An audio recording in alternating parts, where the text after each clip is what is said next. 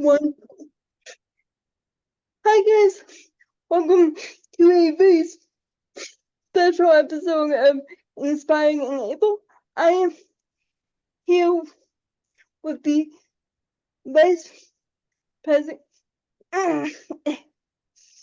See, I told you this was going to be interesting. I am here with the Vice President of School Programs and Coordination for the Terry Fox Foundation, Miss Martha McClue. Thank you for joining me, Martha. I am so happy to be here, Eliza. We're going to have a great time together, I could tell. Yeah. So, first, for those who don't know, what is the Terry Fox Foundation and how does it help Canadians today? I'm really lucky to obviously work at the Terry Fox Foundation, and it was created actually about 8 years after Terry ran. The foundation was created to perpetuate his goal of finding a cure for cancer. Of course, we used to be affiliated with the Canadian Cancer Society. And then when the run started getting bigger and bigger and it kept going, Terry's parents thought, well, maybe it's time that we create this foundation with the support of Canadians. And that's what's happened. And we're, approaching $1 billion raised for cancer research now. So that's the goal, is to eradicate cancer and hopefully to put me out of a job. That's a strange goal. But it's an important one. And I guess I mainly ask you a question too, but who is, I know this is a big question, but who is Terry Fox and why is the Terry Fox Foundation? You know what? It's funny. I love that you take it back to the beginning, actually, Eliza, because there's so many people who still have yet to learn about Terry, and I'm sure that includes some of your viewers as well. And I was 14 when I turned on the TV one night and I saw this young man. I was startled because I'd actually never seen someone without a leg. He had lost his leg to cancer, and he had decided to raise money for cancer research, which he knew was important, that he was going to run across Canada. So at 14, I was like, what is this guy doing? I've never seen anything like it. I also thought he was quite cute, which is probably Yes, cute. I have many pictures for you. I know. He was so beautiful, honestly. So I also, as a 14-year-old girl, saw that part too. A 6-year-old girl saw that part, and a 9-year-old girl saw that part too. And I love it. tell me about Terry's personality. Why do you think he was able to run across the country, even though in 1980s people with disabilities were basically still, they weren't in institutions, but they were still very rarely seen, I guess would be the term. Absolutely. I think, so such an important point you raise, because what I always found really amazing was I used to, his mother, I used to travel with his mom, Betty, and she talked a lot about his personality, a lot. She said, even from a young child, he, if the blocks were knocked down, he would insist on building them back up. He wasn't the greatest student, but he worked his hardest. He wasn't the great at basketball, but he worked and he got on the team. It was all about perseverance for him, and also incredible compassion for people as well. And I think, his mother used to say that he was very determined when he went to run across Canada. He didn't want to hide his leg. He wanted to show people that people of all abilities could do anything if they put their mind to it, and had the support of, their family, their friends. With Terry, it was an entire country. And I think that it's remarkable, that kind of inner strength that he had, that he was determined to do it, and the only thing that could have stopped him did, which was the cancer coming back. Yes, and I've often wondered, and forgive me for this, I'm not sure, but I've often wondered if the cancer coming back almost helped him immortalize and make his point. Do you think that is kind of the way he would say it, or do you think I'm off? You can tell me I'm completely wrong. No, It's okay. you're very right. He's got a wonderful family, Liza. And a couple of years ago, someone said, asked his brother, would Terry have preferred, you know, to live, or to have this money raised? It was asked in a much better way than I'm saying it, obviously. And his brother said, um, you know, Terry, I think Terry was quite aware, honestly, for a long time of that he was ill and what was happening. And his brother Fred said there is nothing that Terry would have given more than the money that's being raised, including his own life. Yeah. And I think, yes, I agree. If Terry had finished the run, I think he always wanted to be a teacher. And so I think he probably would have traveled Canada and talked about what he did and talked about research and the importance of it. But would $1 billion have been raised? I don't think so. Yeah. That's because some people go on and yeah, and what do you think? And then I know for cancer patients it can be very powerful for them personally, but for those who don't have cancer, for those who just may be feeling like, what can I do? Like I can't relate. What do you think Terry's story makes Terry's story so relatable? I think even for those who are not um going through the same struggles. Um, I love that question because I have children, two of them. I love them greatly. They're a little, one of them's quite unmotivated. And I can't help but look at Terry's story and think, well, what was it like? Why do people are brought in by that, and how are they motivated? And I think that what he teaches us goes beyond what the disease is that you're facing or the challenge, and it's about how you look at an obstacle. And for him, it was cancer was his obstacle. For others, it could be depression, it could be physical challenges, it could be family challenges, so many things in life. And yet, I think when he taught us was you look things in the eye, you take stock of what you can do, not what other mhm. people could do, but what you actually can do, and then you move forward.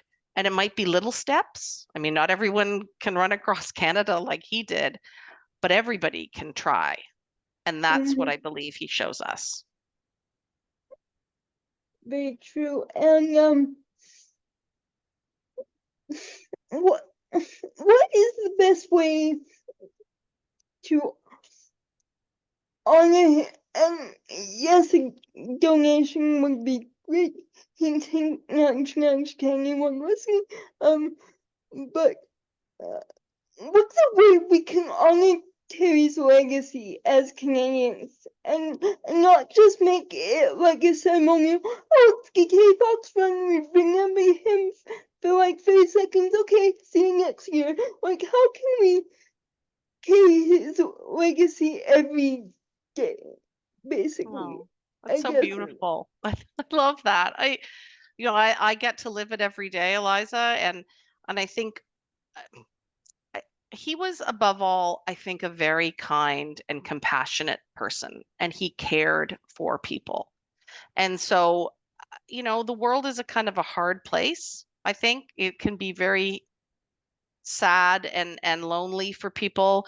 And I think that what we can take away every single day is that he asks us to reach out to somebody else, Mm-hmm. whatever way, whether it's a phone call, a hello in an elevator. He reached out as he ran across Canada. He literally stopped to talk to people on the side of the road. Yeah. That we've lost that. We've lost so much of our humanity. And I think he would want us to see each other again and to be kind and bring love into people's lives in a word and a touch. Agreed. And just so we talk more about the foundation here and we stop going on the side road. What were the results of Terry? Like you've said, we're almost to $1 billion now. Like, can you tell what that money has done in like the healing capacities we have now compared to 1980? Like, what has the money done so far? I love the question because $1 billion is a huge amount of money. And a lot of people, well, some people will say, but you still haven't cured cancer. And I understand that, people are still dying of cancer, and it hasn't been cured. But there's also 200 different types of cancer, and everybody's body responds differently to chemotherapy and to treatment. And I try to tell people who ask me this question, I say, the survival rates have gone up almost 30% since Terry ran. So we have 30% more people being able to survive their cancers. Some cancers, the survival rates are in their 90s now, meaning that most people, when they're diagnosed, not only do they survive, but they also have incredibly different treatments. Some people take a pill. They don't even have to have chemotherapy. We heard today about a new laser that it will target tumors and liquefy them. You don't again have to have radiation or chemotherapy. And it's those little things, they sound little only because they might impact one type of cancer or a different type of cancer, but to the lives of those patients and their families, they mean everything. And those extra days and those extra birthdays are what really matter, and what we're always looking toward. I can definitely say that because, and from Terry's perspective too, if I can be like amateur in this, Terry always said, 1 mile at a time. So one treatment at a time definitely sounds like something you would be like, yes, like finally, and there's a lot of people who say, people with disabilities who do big things, they're just promoting like this unrealistic idea. And what do you think makes Terry realistic and not so much that super crip, as it's called, figure? Because when I look at him, I don't see that, but that's the fan talking, so I'm gonna give it to you. I think, I don't know, I think in the end, people saw him as a really humble person. Yeah, I know. And you know what? Sometimes he was grumpy. When you read some of the stories about Terry, sometimes he was grumpy with his brother who was in the van, or his best friend, Doug Allward. He'd get tired. He wouldn't want to sometimes talk to people. The family were amazing in that they never whitewashed Terry's story. Like they were okay with people saying, listen, he was human. He was grumpy. Sometimes he was rude. But I think he never made himself out to be something different. He would stop, he would talk to people, he wanted people to know, and he wanted people to care. And I totally agree. And I think the foundation's tried really hard to not make him a hero. Eliza, while that sounds crazy, I know, because Canadians see him as a hero, but his family and the foundation believe that it's important people see him as a human, not a hero. I do see him as a human, but and this is kind of arguing my own point, so I apologize, but you'll always be a hero to me. So it's just Me too. Me too. I'm sorry. Like, I know, but what do you think? I know you didn't know him personally, but what do you think Terry used to keep himself so positive and optimistic, being like, we can do this instead of I lost my leg.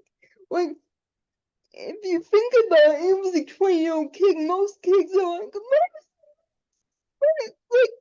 my life is over.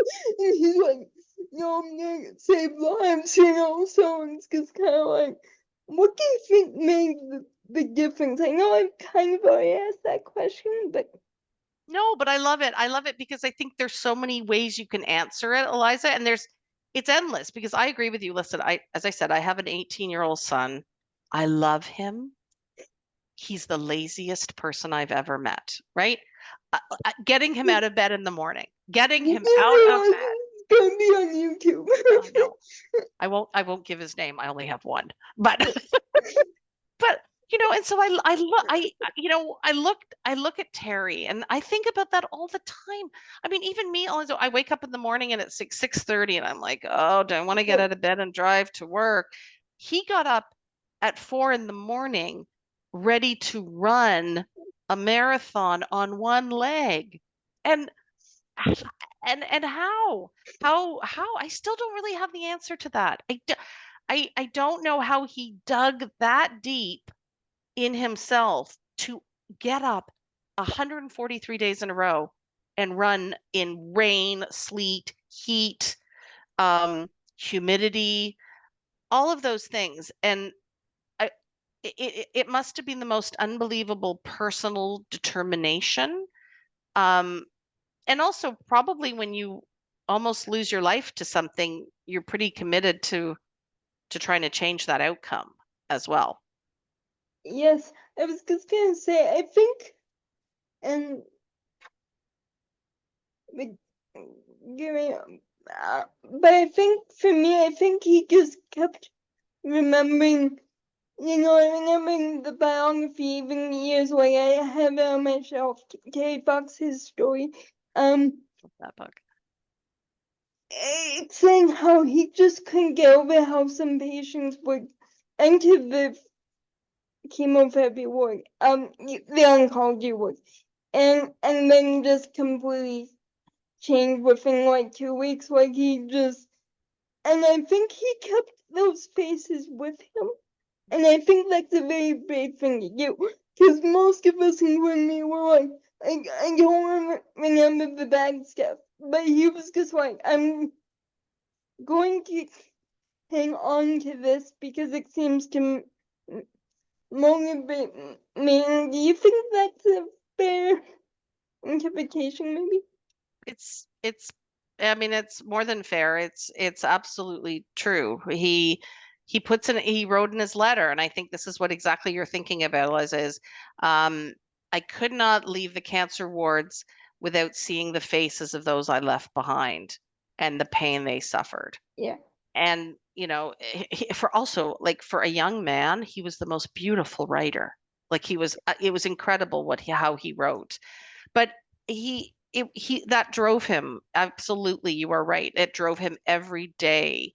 Those people he saw that didn't survived, but also didn't survive in those cancer wards. And I can't imagine also, even back then, how hard that the treatment must have been, with what they went through.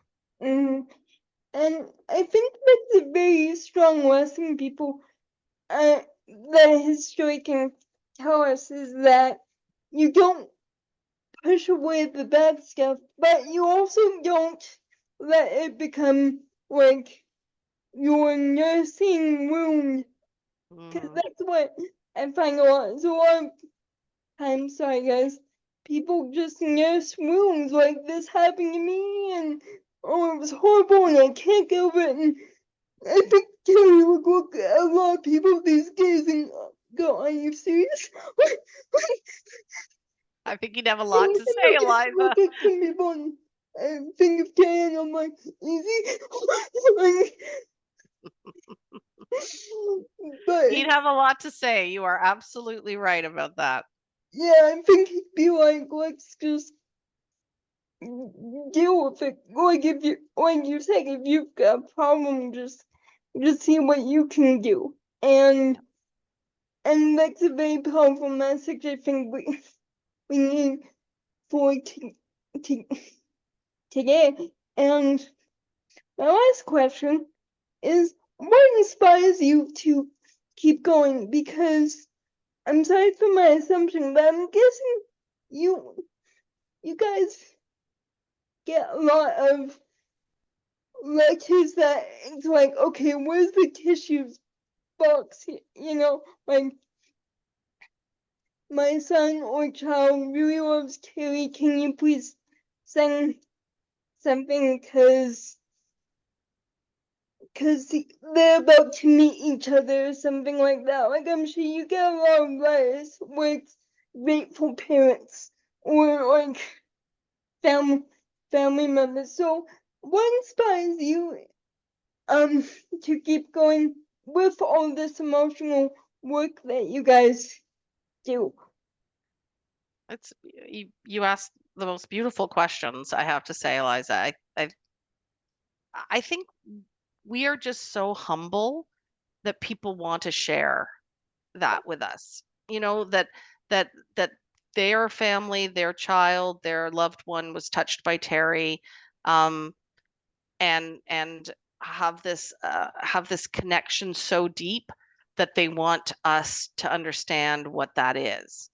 And so I mean, so often I don't even have the words really to be able to share with people when they share these stories with me. Sometimes I write back, I don't know what to say. And I don't like doing that because I feel like representing Terry, I want to have something to say, but all I usually say is I just cannot understand your grace in the face of loss. And how and I remember because you're such a fan, Eliza, you read the books. There was a young man, I think that Terry, Greg, who he met Greg, on his road. Yep. yes, And Greg died a couple of months before, a couple of months after Terry, and he told his dad he wasn't afraid because he knew he was meeting Terry yeah. again. And the people, it's such an honor and privilege to be able to represent Terry, to the people that love him. And I the team here, not a day goes by where we're not able to say thank you to every person that has decided that Terry matters, and that what he did matters today still. Mm-hmm. So, so, so what inspires you, it sounds like, is the people's charisma for Terry's mission. Do I have it right? Absolutely. Absolutely. I just, I, the passion people have, that they keep coming back, that they keep doing, as we say, we haven't crossed that finish line. That marathon of hope's not over yet, and Canadians have not given up. And I don't know, there is nothing to me that's more inspiring than that. Mm-hmm. And I just have to ask one more question. What do you think advocates can take away from Terry's story? Like those who, for me, it's definitely the idea that advocacy is a long game. Like you said, it's still not over yet, but we're still going. And is there any other lessons? I think, yeah, I mean, you're absolutely right. It's a long game. I mean, we're in year 44, Eliza, right? Like, it's been 44 years. We're still fighting cancer, making great progress. But I think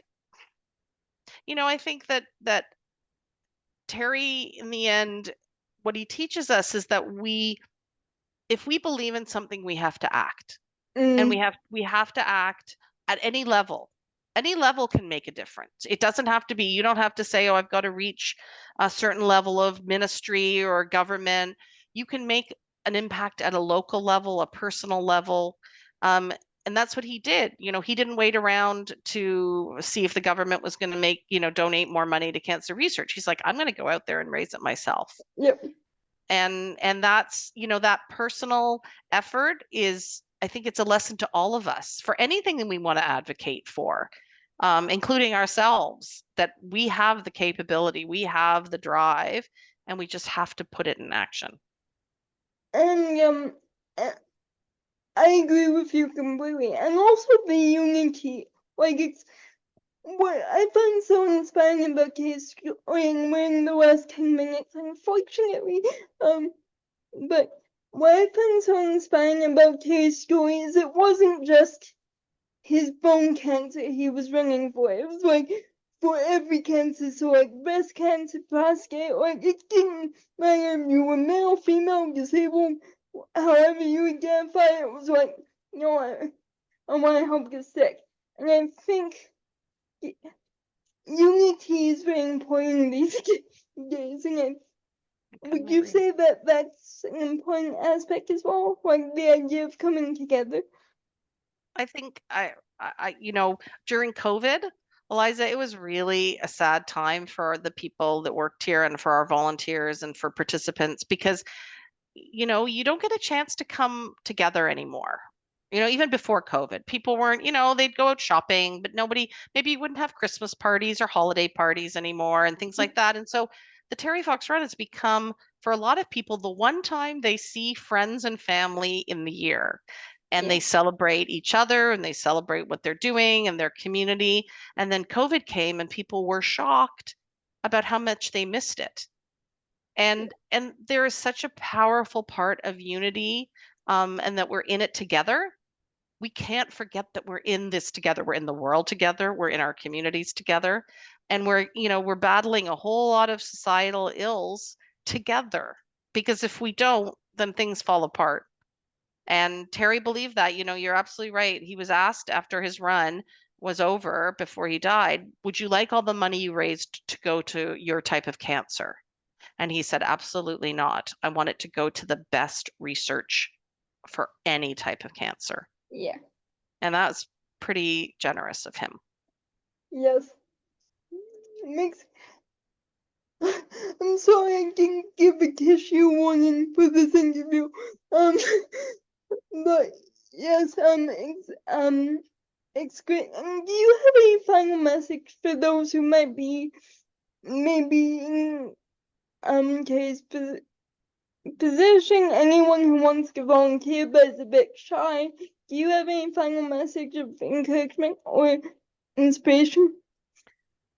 I like to, you know, I like to always come back to what Terry says, and you know, anything is possible if you try.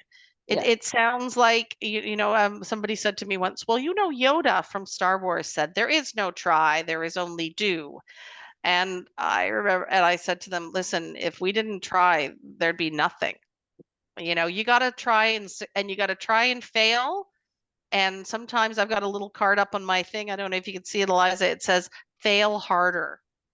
Because if you don't ever try, you're never going to get anywhere. And I think that's, whether it's, you know, people who are interested in volunteering for the foundation, you know, whether you're shy or whether you don't think you're the right fit, you know, yeah, you have to put it out there. You have to put it out there for whatever you want to do, whatever organization you think you want to contribute to, that you think you can play a part in. Put it out there and try. Or start. Start. Because you never know, you could be the next Carrie. So, so thank you so much for this conversation. It's been lovely, and just thank you and many blessings to for what you do. It's just absolutely beautiful. So thank you. Eliza, you are amazing. Love the interview. You asked fabulous questions. I just love when I can get into the meat of Terry Fox. I do too. It's like my happy pill. Why? Oh, the recording's still on. Okay, where's the record button? Bye guys. Have a great day. God bless. And remember, anything's possible if you try. Love that. Eliza, you are fabulous. Thank you. The recording's still on, so. That's okay. I want everyone to know that. How